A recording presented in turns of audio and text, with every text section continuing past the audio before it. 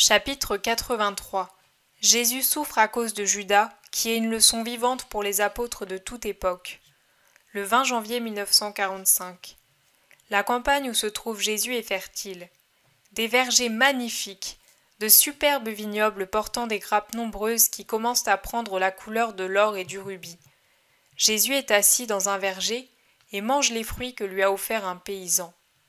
Peut-être a-t-il parlé un peu avant, car l'homme dit « Je suis heureux d'apaiser ta soif, maître. Ton disciple nous avait parlé de ta sagesse, mais nous sommes stupéfaits de t'écouter. Nous sommes près de la cité sainte, nous y allons fréquemment pour vendre des fruits et des légumes. On monte alors aussi au temple et on entend les rabbis. Mais ils sont loin de parler comme toi.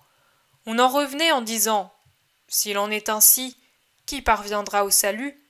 Mais toi, c'est le contraire. On a l'impression d'en avoir le cœur allégé. Un cœur qui redevient enfant tout en restant homme. Je suis inculte, je ne sais pas m'expliquer, voilà. Mais toi, tu comprends certainement. Oui, je te comprends. Tu veux dire qu'avec le sérieux et la connaissance des choses qui est propre à l'adulte, tu ressens, après avoir écouté la parole de Dieu, la simplicité, la foi, la pureté renaître en ton cœur et tu as l'impression de redevenir un enfant, sans faute ni malice, avec autant de foi que lorsque, tenant ta mère par la main, tu es monté au temple pour la première fois ou que tu priais sur ses genoux. C'est cela que tu veux dire. C'est ça, oui, exactement. Heureux êtes-vous d'être toujours avec lui, dit-il ensuite à Jean, Simon et Judas, qui mangent des figues succulentes assis sur un petit muret. Et il termine.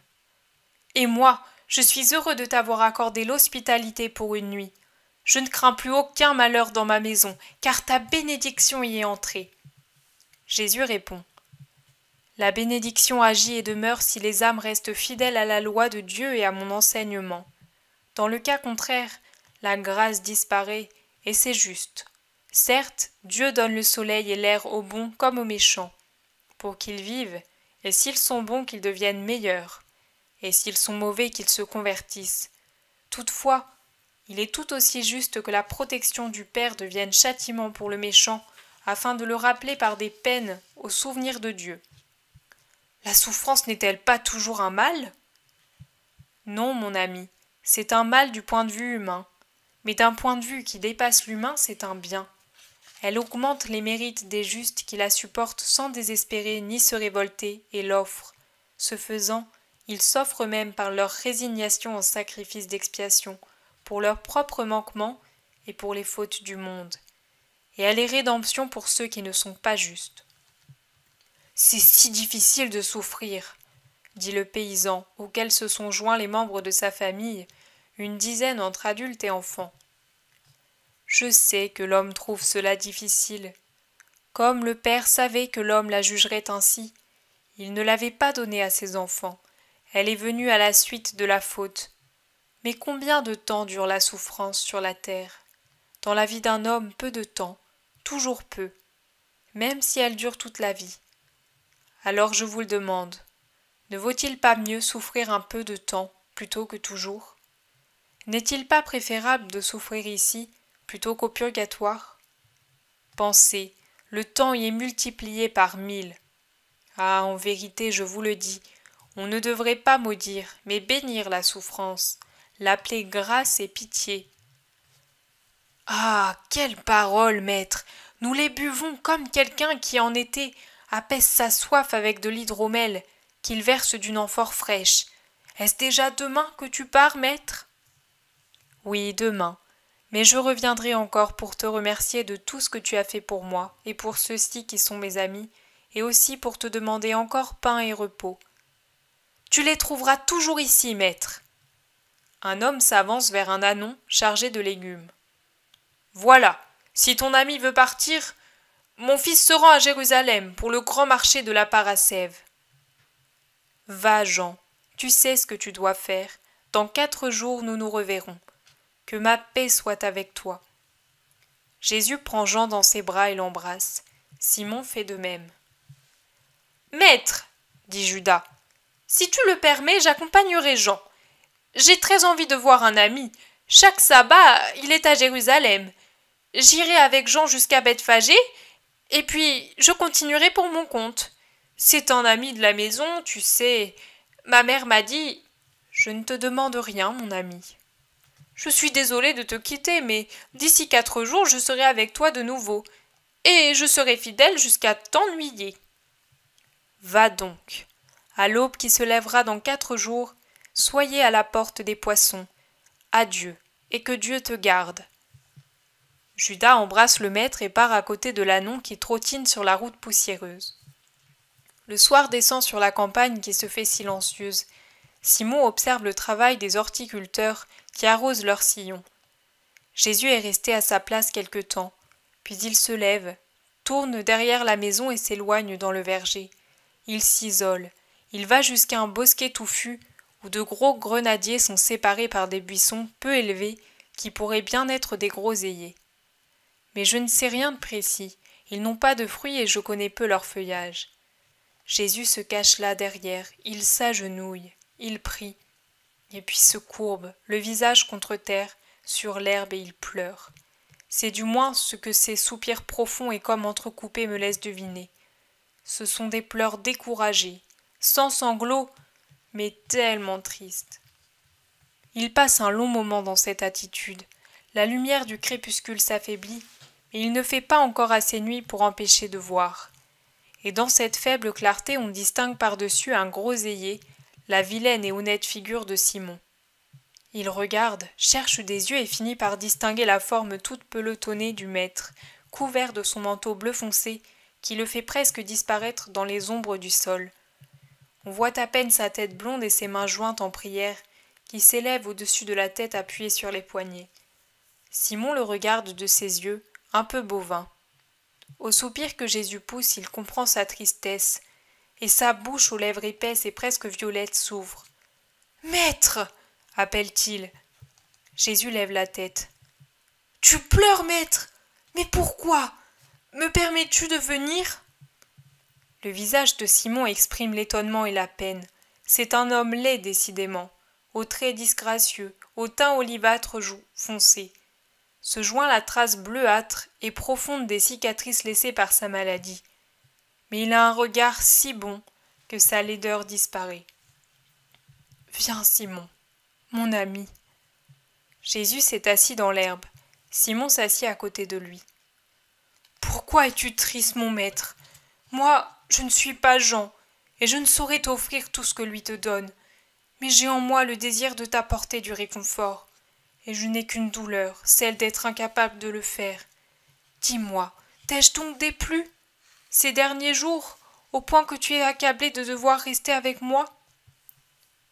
Non, mon bon ami, tu ne m'as jamais déplu depuis le moment où je t'ai vu, et je crois que je n'aurai jamais aucune raison de souffrir par ta faute.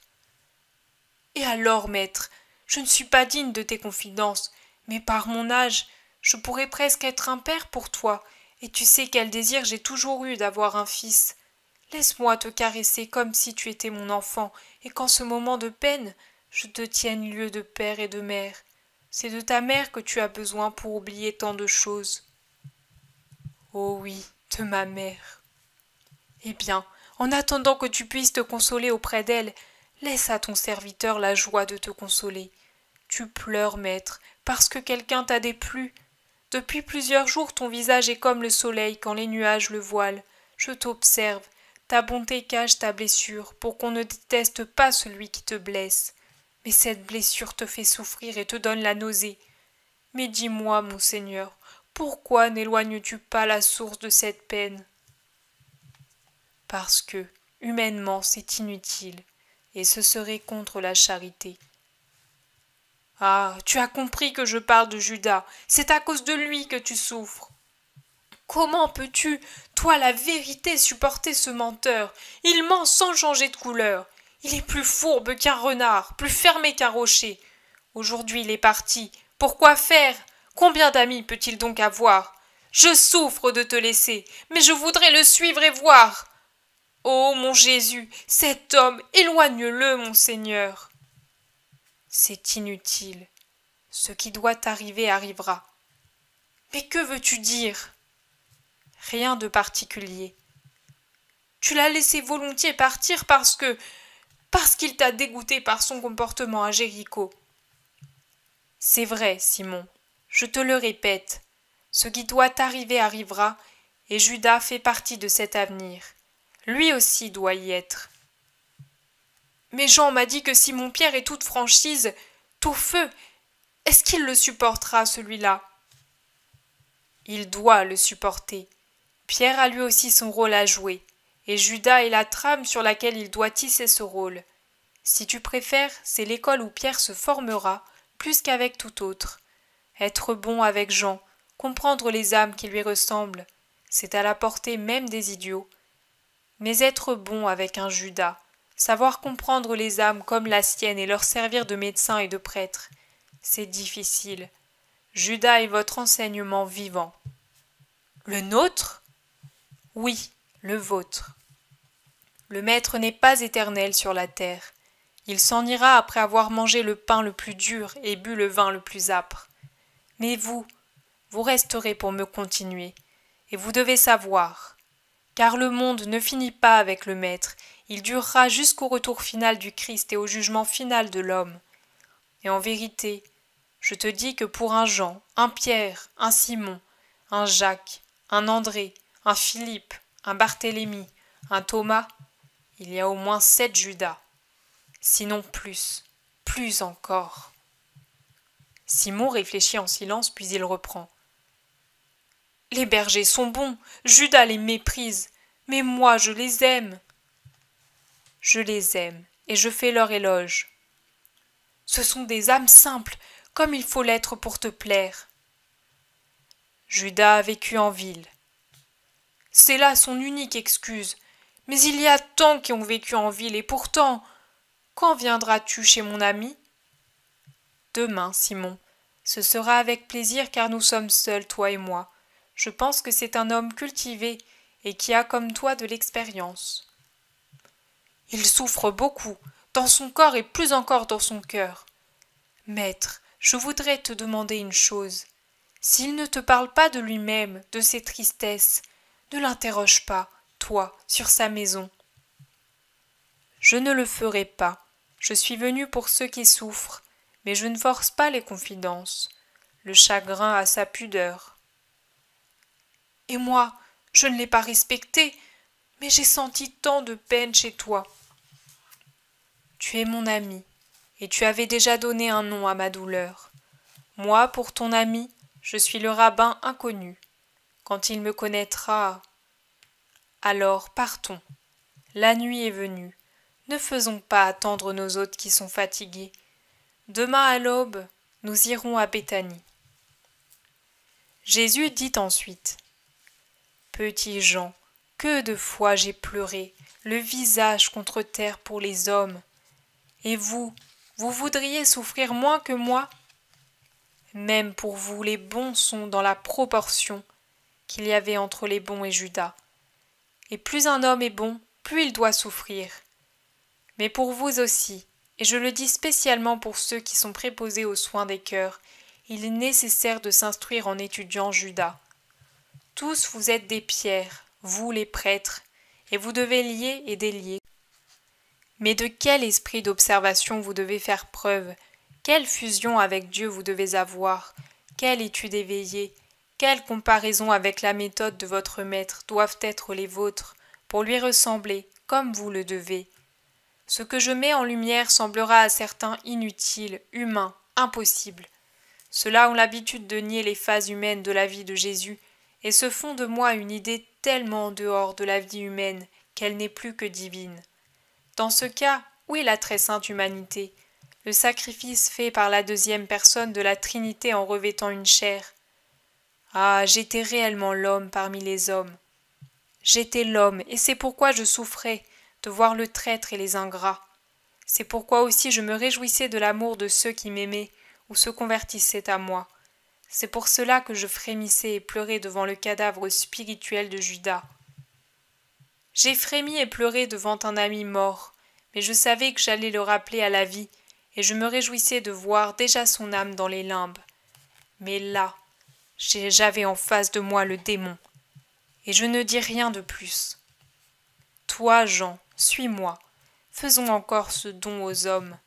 Et puis, bienheureux ceux qui écoutent la parole de Dieu et s'efforcent de la mettre en pratique. Bienheureux ceux qui veulent me connaître pour m'aimer. En eux et pour eux, je serai bénédiction.